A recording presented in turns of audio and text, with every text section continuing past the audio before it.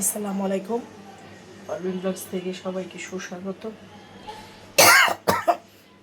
খুব অসুস্থ, আমার লাইক কমেন্ট শেয়ার এবং সাবস্ক্রাইব করে আমার পাশে থাকুন।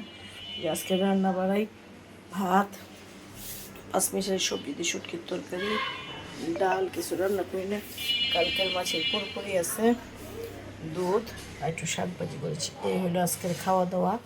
এই যে শাক ভাজি করেছি, দুধ, তারপরে হলো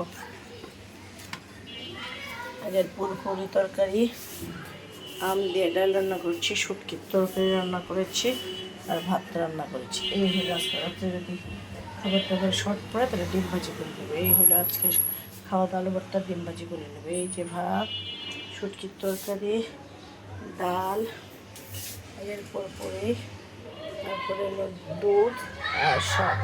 এই হলো আজকের খাওয়া দাওয়া। সবাই ভালো থাকুন, সুস্থ থাকুন, নিরাপদে থাকুন, পারভিন ব্লগসের পাশেই থাকুন, আমার জন্য দোয়া করুন।